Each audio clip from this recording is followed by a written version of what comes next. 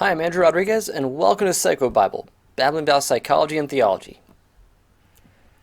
So, at the end of my last video, I brought up the question of why there is such strong opposition, particularly from the ruling class, against so-called conversion therapy, against the right of people with unwanted same-sex attraction and behavior, and people with gender nonconformity and gender dysphoria and gender confusion to obtain the counsel that fits their values and goals.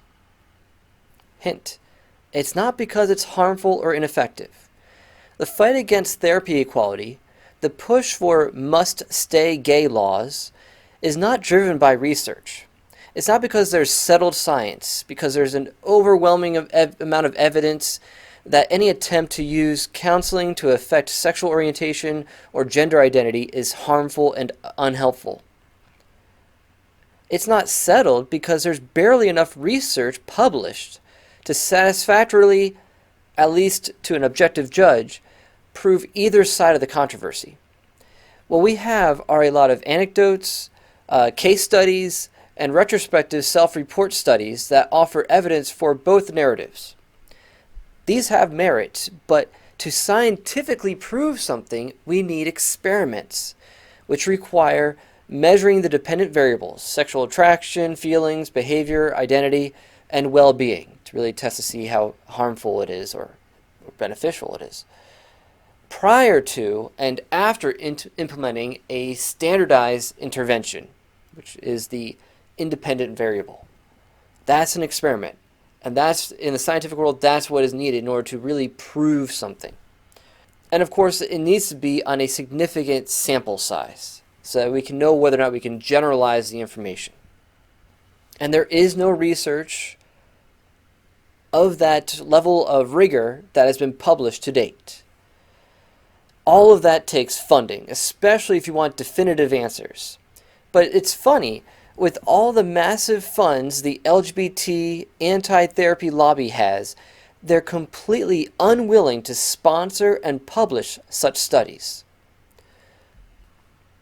So let's just clear that up right away. What they're telling you their opposition is about is a lie.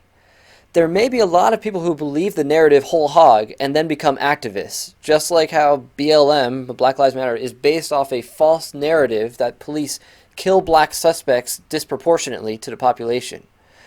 But they're essentially useful idiots. The reality, there is a conspiracy. But I'm not talking about Illuminati or lizard people or even a cult of pedophilic cannibals drinking adrenochrome from traumatized children. Some of those theories out there might actually hold water, but I have my doubts about a lot of them. I tend to think humans are not smart enough to pull off long-term and all-powerful secret societies to steer the course of humans in history. Like they're all in on it, and they pass down their secrets generation to generation. I have doubts about that. But there is a false god of this world that does have the time and resources to pull strings behind the scenes. So even if there are conspiracies out there, I think they're ultimately puppets. No, the conspiracy I'm talking about is a satanic one. A conspiracy between Satan and his fellow demons. And there well may be humans at the highest levels of influence who are fully aware and willfully participating in this conspiracy. But I don't think we'll know that until the end. As it says in Ephesians 6:12, "For our struggle is not against flesh and blood, but against the rulers, against the authorities, against the powers of this dark world, the principalities, and against the spiritual forces of evil in the heavenly realms." What is important is that we know what the agenda of this satanic conspiracy is. To discover that, we first must review what God's plan is. Over the past 5 years, as I've studied theology of the body, the cosmic war we are in has become ever clearer. Everything goes back to Genesis. What does God do? He makes man in his image to be his representatives on earth, to take dominion over the earth. That is the destiny he's given us. He calls us to be fruitful and multiply. And in so doing, we cover the earth with his image. And the method by which God ordained we would multiply would be through the union of male and female in marriage. Like I've said this in other videos, if God wanted to, he could have just made us asexual, where each human can just reproduce on their own, no partner needed. But no, he chose that there needs to be a coupling, there needs to be a one flesh union. And that also reveals a great mystery. The mystery of our sexuality is that it's about more than physical procreation, but it's about our spiritual destiny, that God wants to marry us, as Christopher West says so plainly, but so profoundly. That's the story throughout Scripture, and that is our destiny we look forward to as the bride of Christ, that God wants to bring us up into the life of the Trinity, to be with him for eternity, to elevate us and glorify us with new bodies. So our sexuality is an integral aspect of the image of God. Our sexuality tells this story that we are meant for a union of some sort with another person, with a intimate union with someone that brings out new life. And this has a spiritual parallel. This physical union, the physical union in marriage, our sexuality is but a sign. It's a physical icon of this spiritual reality. So this is the truth of our bodies. But the father of lies hates the Creator. He and his allies are hell-bent on destroying the image of God. And he knows how crucial our sexuality is to our imaging of God's love, his power. There's power in sex, the power to create life and to bring death. And his commitment, his joy, his tenderness, and his life-giving nature. He knows how crucial our sexuality is in imaging those things. Therefore, he has been on a mission since creation to thwart the fulfillment of our identities. So sin came and marred the image of God in us. But God always had a plan. And so he brought Jesus to pay the price for our sin and to restore freely those who surrender and put their faith in him. And that's the gospel. And he gives us the commission. He commissions us to go out and tell that good news to the whole world. And he commissions us to procreate, to make more spiritual sons and daughters, spreading the redemption of his image throughout the globe. That is the divine mandate that we have. But of course, the forces of hell don't stop fighting. They never have stopped fighting. And throughout the history of Christianity, weeds have grown up with the wheat. He's infiltrated the church at various levels throughout history, just as Jesus prophesied. But in the modern era, we see the biggest attack against the integrity of the church and humanity as a whole. Remember, humanity is the image of God on earth, has been through the sexual revolution. I've been so blessed by the work of the Ruth Institute in shedding light and clarity on how the satanic conspiracy has been manipulating humanity over the past century. He's not going to attack the image of God by force, at least not yet. Not if he can do it by deception. It's his first choice. He's the father of lies. It's what he did in the garden. But you know, the thing that I appreciate about Phyllis Schlafly, and this is the reason people hate her, is what I love about her. She saw from the beginning that the so-called feminist movement was not really something to help women. That was its cover story, was that we're here to help women. She saw from the beginning that it was a totalitarian movement. She saw its totalitarian potential from the beginning. So that what you're doing there is trying to rewrite human nature in some way. You're trying to tell people that what they're naturally inclined to do is not right. Well, you're going to have in some ways a lot of propaganda. You're going to have to work overtime to make that happen. So my research showed me that the sexual revolution is beyond left and right. It is the entire global ruling class that likes the sexual revolution just the way it is. The stark reality is the global ruling class, whether they all realize it or not, whether they are all really in on it, the reality is they are the puppets of the satanic sexual revolution. Satan knows the meaning of our sexuality. If he can blind us to its reality, then we will miss out on the promises of God, the blessings of God on any group, any people who honor his will for our bodies, the natural law that he's established. To me, everything goes back to the Scopes monkey trial at the turn of the century, which led the way for a wider acceptance to the idea that humans are just the current accident of an evolutionary process. Once we've forsaken belief that humans are made specially as the image of God, that we're not just one of the animals, but God made us distinct from all others, and he breathed his spirit into us, and he made us to be his image on earth. Once we've forsaken that conviction, we've opened the doors to the rest of the satanic ideologies. Every Christian I know who believes we are just products of an evolutionary process has tended to compromise in the areas of the sexual revolution. And here's Dr. Jennifer Roback-Morse on the ideologies that have resulted from this sexual revolution. Now, I'm going to say a few words about the sexual revolution so that you can understand where we're coming from here. What is the sexual revolution, how it operates, and how we can move to something better. So the basic idea of the sexual revolution is that a good and decent society should do everything possible to separate sex from babies. And we call this the contraceptive ideology, that you should separate sex from babies. Secondly, the sexual revolution says that a good and decent society should separate sex and babies both from marriage, and we call that the divorce ideology. Now, speaking of the divorce ideology, once you divorce sex from marriage and babies, the way is paved to all sorts of perversion and sexual license.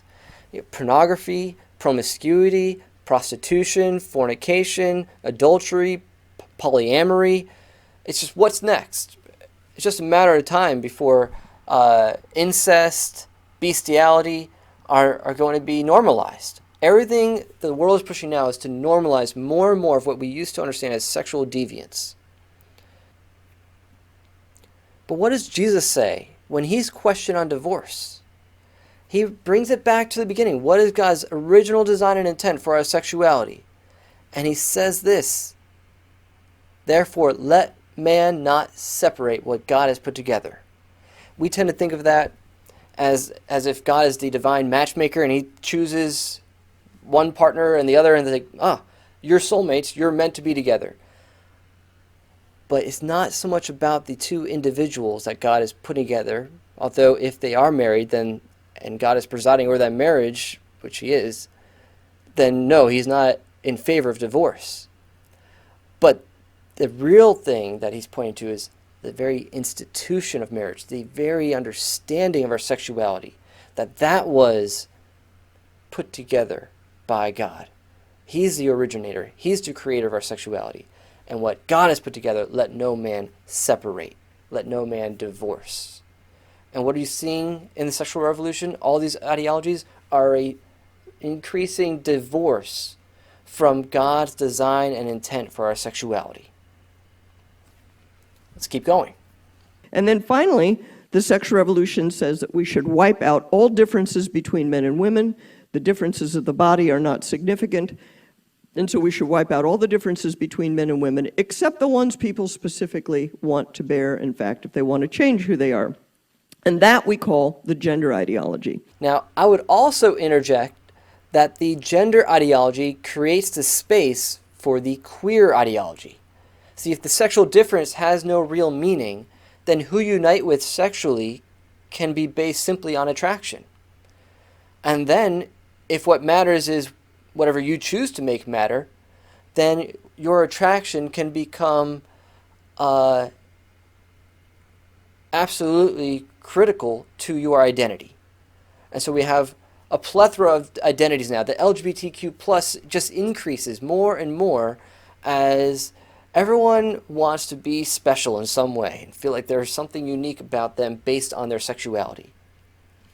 And so you just see this multiplication of identities and it's fragmenting more and more. Now, I have 45-minute talks on each one of those 3 topics, so I'm not going to go into too much detail about it now, but these other talks are available to you if you're interested. Now, there's the core problem with the sexual revolution. If you want to separate sex from babies, and you think this is a high moral duty, there's a little problem, which is that sex actually does make babies. Don't look at me like that. You guys know that's true, right? All right, thank you very much. We always have to check. All right. Now, separating both sex and babies from marriage disrupts the child's relationship with one or both parents, and that's called what we call the divorce ideology. Children actually do need their parents. Yeah, they're resilient, but they're not that resilient. Kids need their parents. And finally, saying you're going to wipe out all the differences between men and women, that comes up against the problem that men and women actually are different. So what we have is a massive, highly funded global ideology trying to promote 3 things that are false and which cannot be done. So we can say that the sexual revolution is irrational, it is impossible, and it cannot stand on its own 2 feet. Therefore, it requires massive amounts of force from the government and social pressures, and it also requires propaganda, lots and lots of propaganda. It is a totalitarian ideology that no Christian should have anything to do with. The next point that I want to really insist on, because it's immediately relevant to the question of childhood sexual abuse, is the business of hiding and shaming the victims, silencing the victims, telling them they don't matter. Now, we have a pamphlet that we created called Victims and Survivors of the Sexual Revolution. I think we still have a few more of these in this format. It's going to be redesigned. But what we tried to do was to say to ourselves, well, how many people have been harmed by the sexual revolution? Who has been harmed by the sexual revolution? We came up with all these topics. And there's also a pamphlet called How Many? And it's called Counting the Casualties of the Sexual Revolution. And, we figured out that the children of divorce, at the time we did this pamphlet, that there were probably 45 million people of all ages who had survived their parents' divorce. And these are old numbers, so it's surely more by now. Those who are standing by watching also count as victims in a way, because I know many of the people who follow the Ruth Institute are watching their kids in a slow-motion train wreck and can't figure out what to do about it, and that certainly counts as a suffering by all means. Now, one thing you'll notice if you look at the Ruth Institute's material, you will not see sexual abuse victims on either of these 2 pamphlets. And I want to tell you why you won't. When we devised this concept and we thought about it in 2013, I thought about it. I thought, well, does that count? Should we include that? And what I said to myself was, there's always been a certain amount of childhood sexual abuse. It's probably not fair to blame that on the sexual revolution. And what I was feeling was, this is icky and I don't want to deal with it, so I'll just stick with the topics I know something about and I'm comfortable with. That's enough for one person. I'm going to do that. I'll just not look over there too much. Then the whole clergy sexual abuse thing popped up in 2018. Of course, it had been there all along. I just wasn't looking, right? And then around the same time, we have Harvey Weinstein, we have Jeffrey Epstein, we have all these different revelations, the Me Too movement, all this is going on at the same time. And I start rethinking this and saying to myself, the sexual revolution really is implicated here because it provides cover for the predators. It's an ideological smokescreen, an ideological cover that allows predation to go on. Because after all, you were born this way. I'm your destiny. A man could be saying to a prospective young man partner, you want to be sex positive, don't you? You don't want to be all hung up, do you? I'll give you nice things. This is the kind of line that can come from a sex predator to somebody of male or female, and we frequently hear this, the kind of grooming that is done of the victims. But it's also the case that there's a kind of grooming of the whole community that is going on, because we're all thinking to ourselves, well, it's their business. It's not our business, right? And many times people overlook things that they shouldn't overlook. People are afraid to say something because we're all supposed to be sex positive.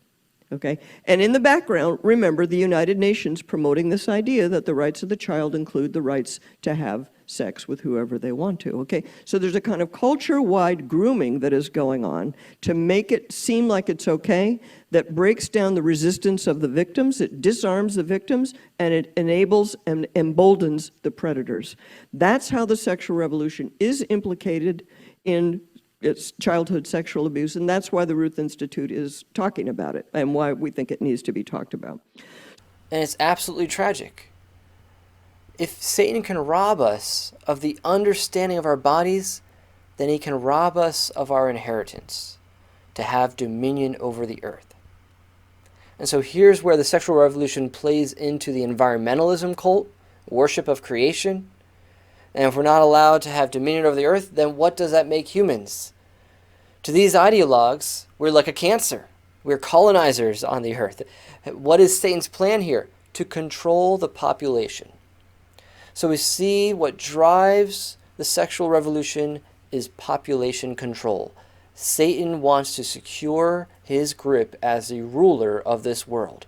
So he wants to control the population, and it's easier to do that when the population is reduced. Not to mention, his whole plan is to steal, kill, and destroy anyway.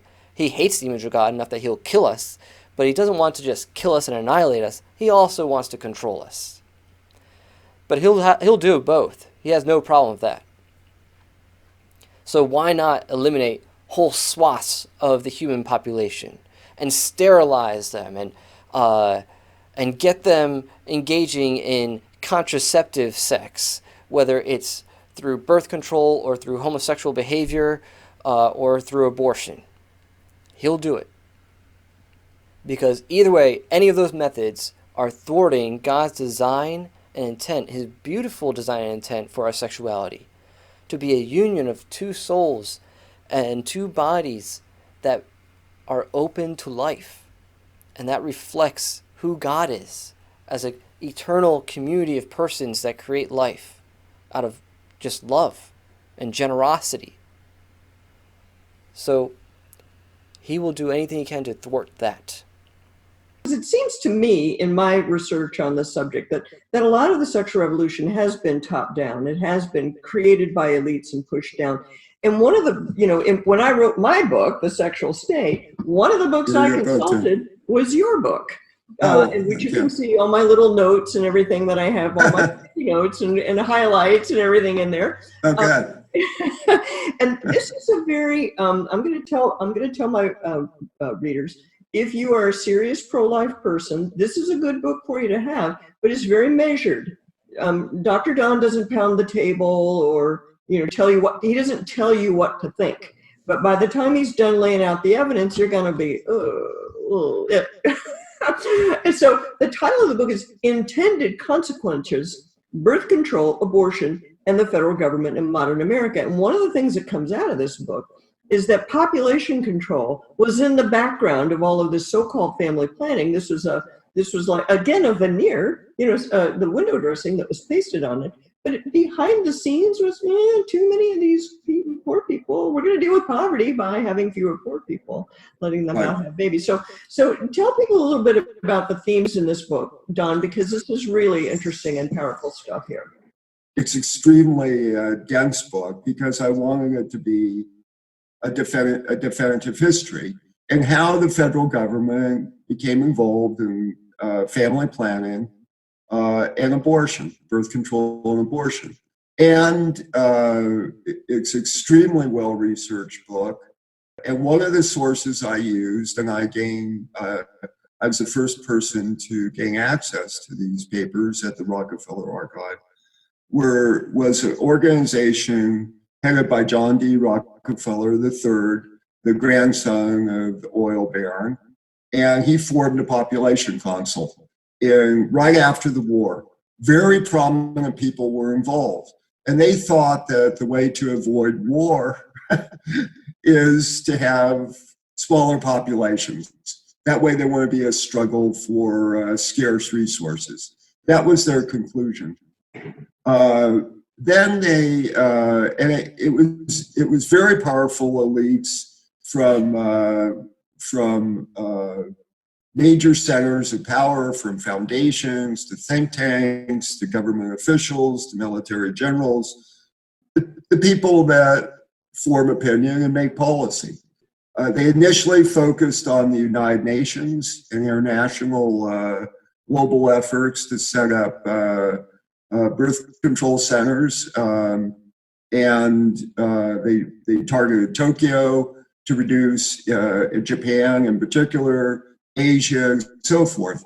As the fight proceeded, they very gradually worked. They wanted to have an influence on domestic policy.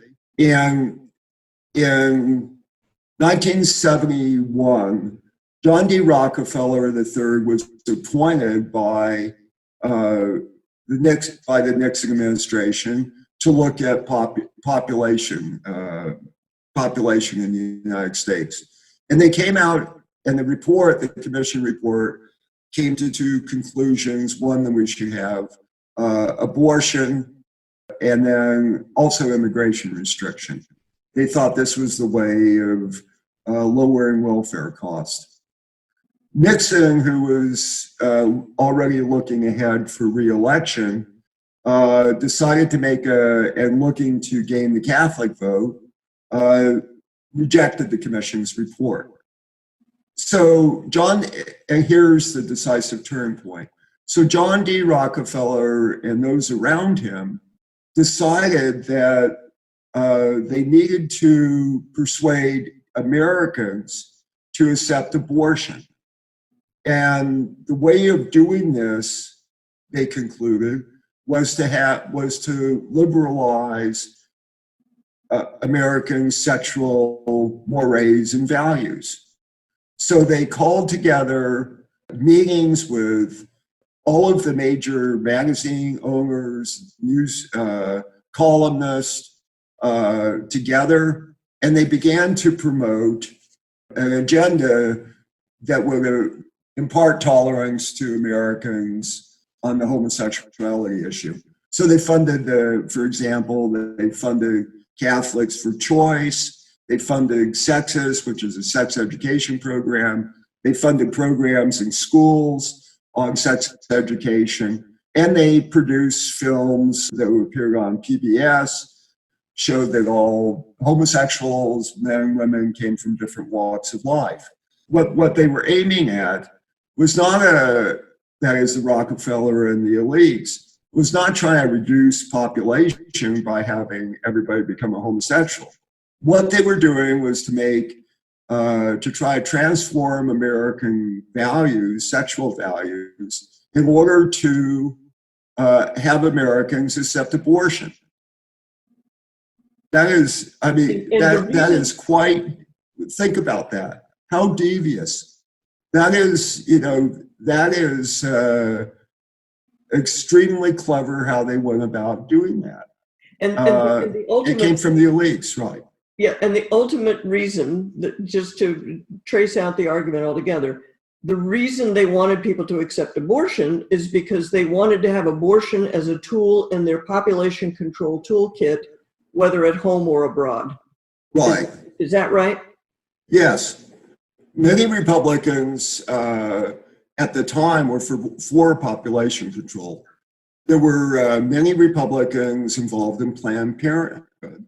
They thought it was a way of reducing welfare costs. That's right. That's right. And I keep telling people that is why, from the Ruth Institute, you will never hear the words left and right.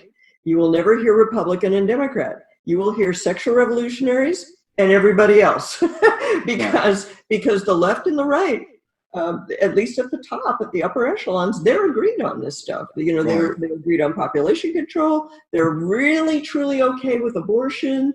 And they're really truly okay with homosexuality, which is the next phase. And let me draw something out about the homosexual issue, because one way to look at it, and you tell me if you think this is what they were thinking, that homosexuality, if you normalize homosexual sex, you're normalizing the idea that sex is sterile. And if sex is sterile, then you get to do what you want.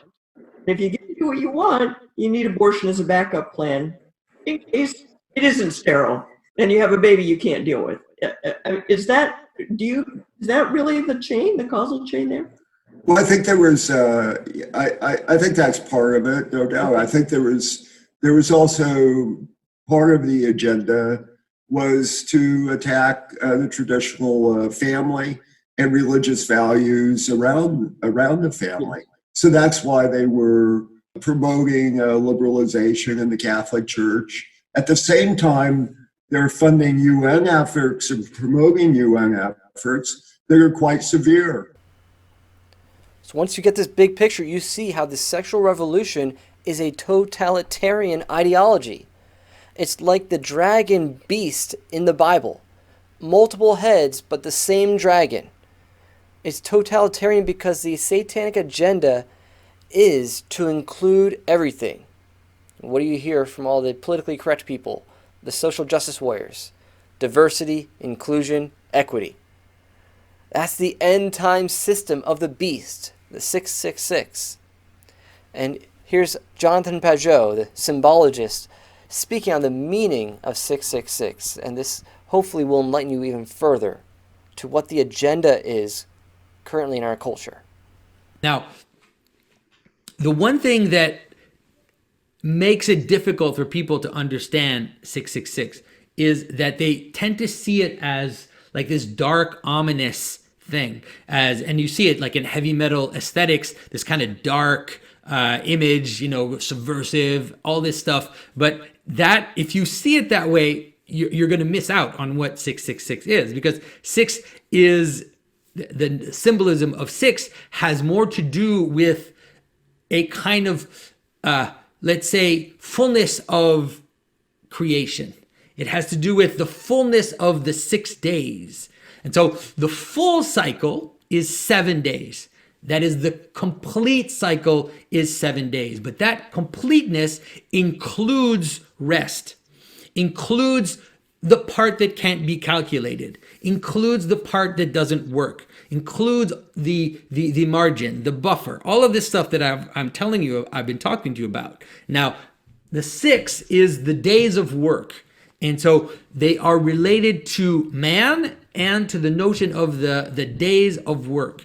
And that 7th day, that's the completeness, not the coherence, but the completeness, the totality, which includes the fringe, which includes all those things which can't be counted. And so that's what 7 represents. It represents completeness. 6 represents a kind of perfection of work.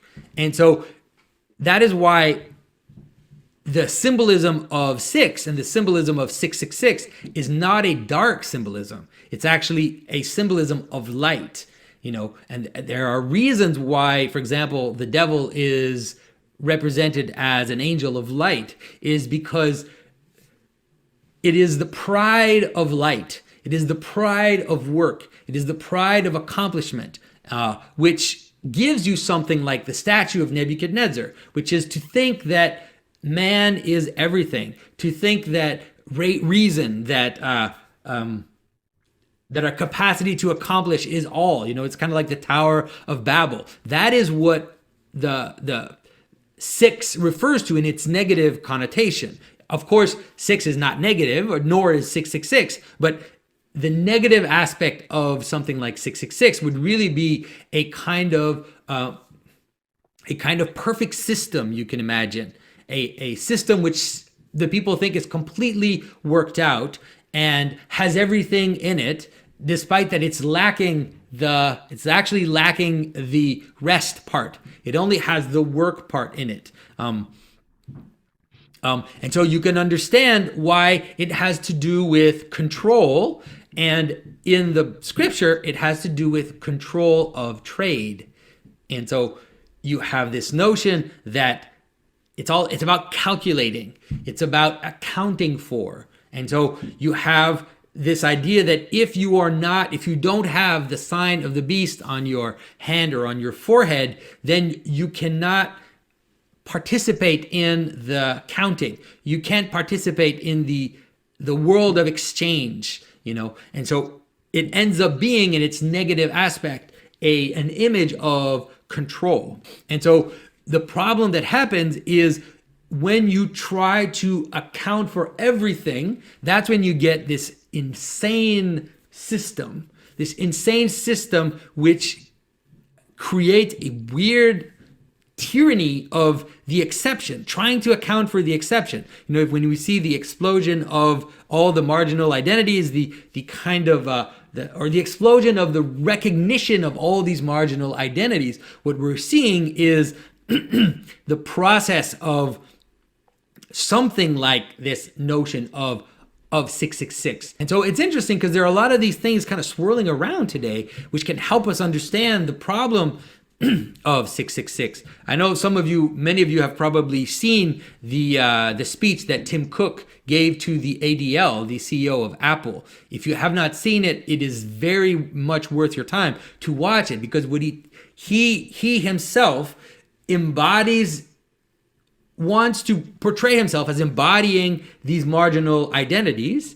And then what he talks about is the creation of an artificial intelligence, which he literally, I can't use that word anymore, which he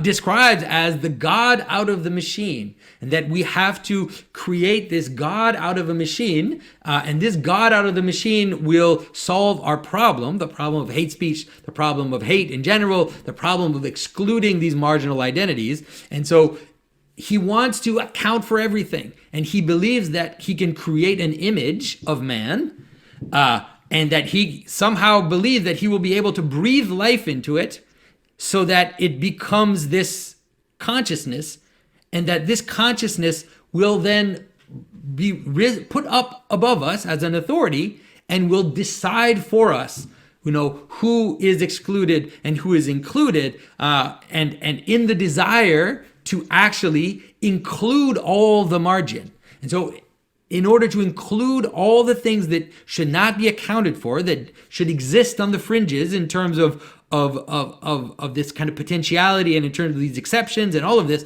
we want to now contain it all, and we want to control. And those who won't bow down to this image of man, to this golden image, will not be able ultimately to participate in the system, will be excluded. Those are the ones who will be excluded from the system, not the marginal identities, not the exceptions, all of this, but those who will not recognize the totality of their system, that their system accounts for everything. Those are the ones who will be excluded and will be thrown out. And that's the whole image of idolatry. That's the whole image of pride itself, is the problem of believing that it all stops here. All of it stops here, and you can recognize that you can celebrate, and ultimately that you worship, the image of man, that you worship reason, that you worship science, that you worship technology. All of these things, or it seems like as we look at where the world is going, that we are potentially at least going in that direction. His speech isn't actually about morality. It isn't actually about values. What it is about two things. And it is the two things that I showed you in the symbolism of 666 in my last video. The two things are inclusion and system. That is, the only value that really matters is the value of inclusion, and the only thing that is a problem is that if you oppose yourself to that system, which is created to include everybody. And so when he talks about when he talks about what his values are, he will always come to this one thing, which is inclusion of everything inside. That's why we only have one message for those who seek to push hate, division, and violence. And then comes the injunction, and he does it with his finger out, and he's pointing, and he's speaking about how this religious thinking of that to care about the bloodshed of your fellow man is bringing him to one conclusion, which is we should not be indifferent about letting hate, violence enter into their platforms. And so they have to stand up and stop hate and violence and all these horrible things that are on their platform. And you're thinking, okay, I mean, I'll move along with you. And let's see where that leads you, though, because it's a very fascinating thing to hear coming from a tech company, and especially a tech company that hosts media. You have no place on our platforms. And so there's part of us that could cheer. We could be like, okay, I mean, I'm a traditional person. I agree. I think that we shouldn't be pushing hate and violence and everything. And I'm thinking that's great. So maybe I could go on the iTunes store and check out to see what's going on. And I'm thinking finally they're going to get rid of those songs in death metal by bands like Gwar or Cannibal Corpse that talk about raping women with knives and killing and raping children. Maybe finally those are going to go away. There are songs by in rap music that talk about similar subjects. What about Eminem's song where he talks about being with his daughter and choking his girlfriend to death and then burying her with his 4-year-old girl? Maybe finally he's going to get rid of those songs. Finally he's going to get rid of that stuff. And what about all those horror movies that depict violence and rape and murder and torture? How about all of those? I mean, finally, you think Apple is going to come on our side, going to come on the Christian side and get rid of all that crap, right? Well, no, that's not what it's about. That is not at all what it's about. It is not about violence and hate and all of that.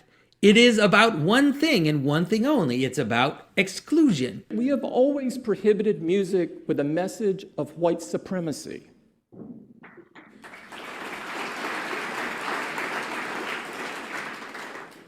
Why? Because it's the right thing to do.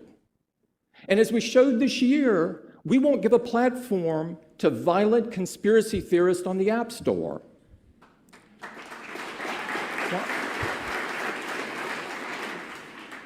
Why? Because it's the right thing to do. And so he attacks two things. He says, it's the right thing to do. Why are we doing this? It's the right thing to do. But he attacks two things. He attacks one thing. He says, white supremacy. And you could kind of understand that. I'm not a fan of white supremacy myself. It has been a tool for violence in the past. It has been a tool for violent colonization. I'm not a big fan of white supremacy. Okay, fine. But then he says, violent conspiracy theories. Oh, interesting.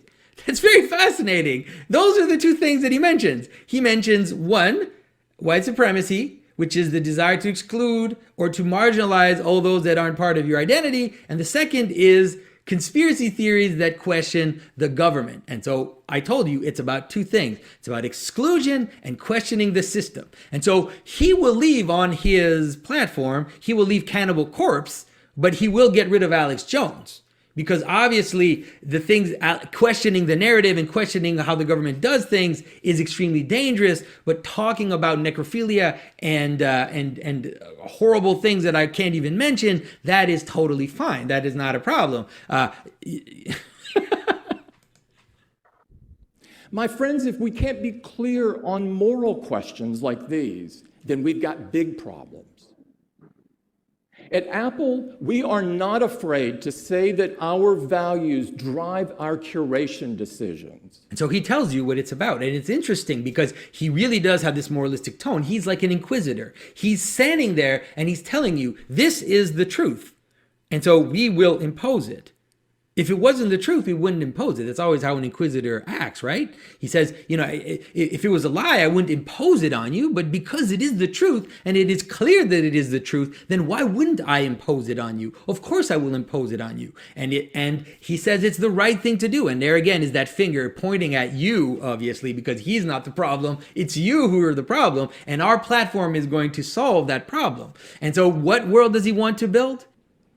And we believe the future should belong to those who use technology to build a better, more inclusive, and more hopeful world. And so technology should be there for people who want to build a better. So he gives you three. Better gives you the idea that this is the value. This is a better world. But I'll tell you what a better world is. A better world is more inclusive and hopeful. That is, including all the margins, including everything in it, and also not leaving anything on the side which would question meaning. That's what despair is. And so hopeful and inclusion. And it's fascinating because understanding that that is what they want and that is really the only thing that drives them can help you understand recent things that have been popping up in the story of Apple, can help you understand why Apple will say that it opposes hate and violence and is doing the right thing and is always acting on its values, but then they'll totally compromise in facing China and will give in to the Chinese government as they are persecuting protesters, because they are also persecuting protesters. They want to shut down the conspiracy theories. They want to shut down those that question the system. And their system is a system of absolute inclusion that is a system that doesn't have a center except the center of just including everything and being a totalizing system. And if you have discernment, you can see clearly how COVID-19 plays into this whole satanic conspiracy. Not saying that the virus itself was planned by humans, but I definitely see how the enemy could be planning it, or God is allowing it if he's upping his timetable for his return. But you're seeing here how the conspiracy of Satan is to use it to then justify further control. I mean, if you don't believe me, look up the Great Reset and the World Economic Forum. Their plans to restart the world post-COVID with more controls over how people live and function, and to completely redo economies and move from capitalism to a socialist way of doing things. Look at Biden's slogan, "Build Back Better." That's not unique to him. You're seeing that slogan around the world as different countries are prepping to change their whole way of life in the wake of COVID or in the midst of COVID. We're going to build back better. See, that's not just a slogan. Build back better to what? Well, check out Kamala Harris's recent propaganda video about equity. How is equality of outcome achieved? Jordan Peterson always had something to say about this. That's just plain socialism. How do you get equal outcomes in a diverse population with differing intelligences, interests, and skills? By force, by the removal of civil rights, by messing with the results of people's wealth and their income to redistribute everything. Heck, California almost passed a bill this election that would have nullified the Civil Rights Act, all under the disguise of fighting racism with more racism. Amazingly, and there are enough Californians that were astute enough to see how deceptive this was. And that's why we need to drain the swamp in politics.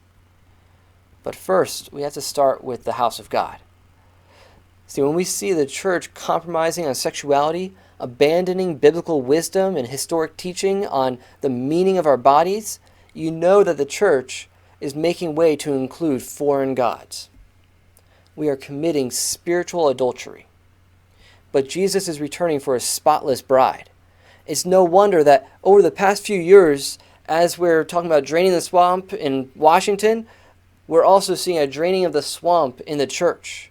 We've seen the Catholic priest sexual abuse scandal come to light, as well as a flood of pastors and Christian celebrities be exposed in their sexual sin and abuse. Corruption in the church must be cleaned out. It's tragic. I hate to see it. But if that's what we must do, then we have to get about doing it. And some people might accuse me of being a single-issue voter when I talk about abortion or about therapy equality issues. But I'm actually not a single-issue voter. I'm comprehensive. I see the big picture. How abortion, adultery, pornography, child abuse, sex trafficking, homosexuality, transgenderism, transhumanism, which is next on the line, feminism, so-called anti-racism, identity politics, Marxism, and socialism all fit into the satanic agenda to control the population, to rob us of our destiny to be fruitful and multiply. the image of God across the earth. There's a reason why I warned my friends 15 years ago that it will be the issue of homosexuality that will make or break the church this generation. I was seeing in advance that homosexuality being accepted in the church would be a watershed moment, that once we pass that line, we'll give in to more and more at an exponential rate. And that timetable has come faster than I predicted. I pray you will see the truth as well, that you will see with spiritual eyes that this is the real reason why counselors and ministers in the field of sexual integrity and redemption are under constant attack. It's not because the counseling is harmful or dangerous or even ineffective at helping people along the way in their goals. It's because Satan knows we're taking back what he's stolen from us. We're helping to restore and bring life back to the victims of the sexual revolution. People have been hurt by the weapons he's been using to fight against God's plan. The weapons like the pornification of our culture, of the breakdown of the family, of thwarting and distorting godly depictions and portrayals and manifestations of masculinity and femininity in the home and in the culture at large. His tool of sexual abuse and exploitation. What we're doing in our counseling is healing the effects of the sexual revolution, and he hates it. So that's why he's fighting. That's why, top down, we're seeing assaults against the counseling that we're doing. It's not because it's harmful and because it doesn't work. It's quite the opposite, actually. So I hope that you will join me in that fight. Otherwise, if you want to know if you would be one of the people who would take the mark of the beast and betray your brothers and sisters in Christ, just check to see how complicit you already have been with the totalitarian system of the sexual revolution. And you'll have your answer. All right. That's it for now. Please join me in the comment section. And also, like I said, I don't know how long I'll be able to be allowed on these different platforms on YouTube or Facebook. So please send me an email and join my email list. I don't send out anything yet, not until I know if I'll be on other platforms, and I'll let you know. In the meantime, please like, comment, share, subscribe, hit that bell for notifications. God bless.